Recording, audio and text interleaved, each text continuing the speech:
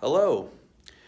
So, being that it is Inauguration Day, I wanted to share some thoughts with some of my fellow Christians, followers of Jesus, who I know have been very concerned, scared about the new administration. I just want to encourage everyone. And I first want to say, look, I don't know what's going to happen. I don't. But I want to encourage you, I'm not afraid. And it's not because I placed my hope in a particular candidate. It's because I know who holds tomorrow. And I know that God's end game is the new heavens and new earth, and Jesus is coming back.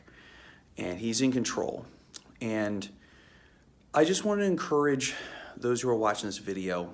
I'm just concerned for a lot of believers because I feel that there's a lot of believers out there that are putting too much faith and trust in certain parties and certain people in government, and it's consuming them.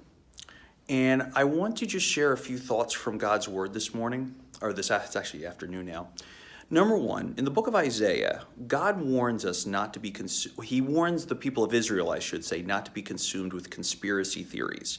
They existed even in ancient Israel.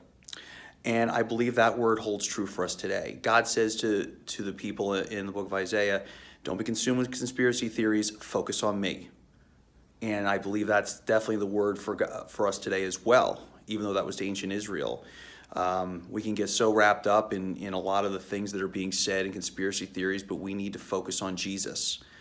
Secondly, in the New Testament, Paul tells us in Colossians not to get wound up with empty philosophies and just nonsense and be, distracted from the main thing, which is Jesus. And I'm paraphrasing of these verses, but really, there's once again just getting caught up in all the things you hear on the news. And I'm not saying don't watch the news. Well, it's okay. It's good to be up to date. It's good to educate. But at the end of the day, there's only so much we can do about the way things are in the world.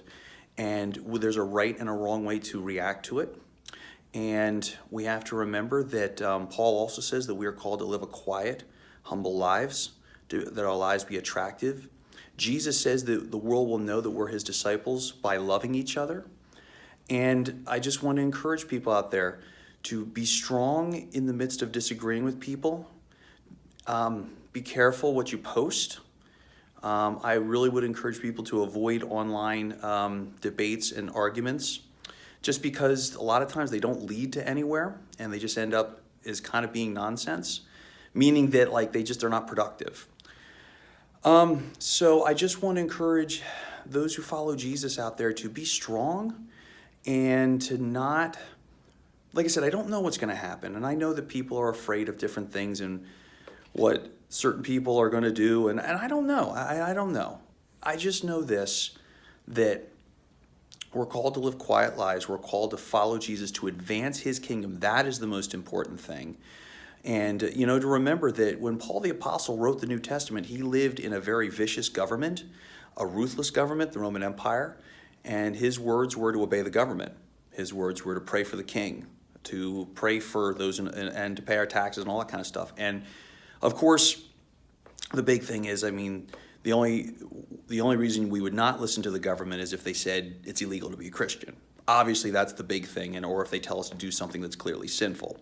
You know what I mean? So other than that, Paul was just obey the government. And we can absolutely apply his situation to this, because he wrote, in the context of the New Testament, Paul wrote that in the midst of a vicious government where we have a lot of freedoms today. And I know people are afraid of losing them, but I look at it this way. If Paul wrote that in the midst of such a ruthless dictatorship, how much more should we be obedient that God has blessed us in this country with so much freedom? And I know people are afraid they're going to be taken away. I don't know. I just don't know. And it's okay to be educated. It's okay, but I want to encourage people not to get so distracted. Get in the Word. Be focused on spreading the gospel. Be focused on loving people, loving God and loving people. That needs to be our focus. We'll deal with stuff as they come along, but let's advance the gospel. I just hope that you'll hear that. I'm not trying to get into a debate with anybody. And I just want to say that if you just disagree with me, that's okay. I'm not interested in an online debate here. I just wanted to share these thoughts because I care about you. And I hope that your hope will be in Jesus and not in other people. And yeah, I hope you have a great day. God bless you.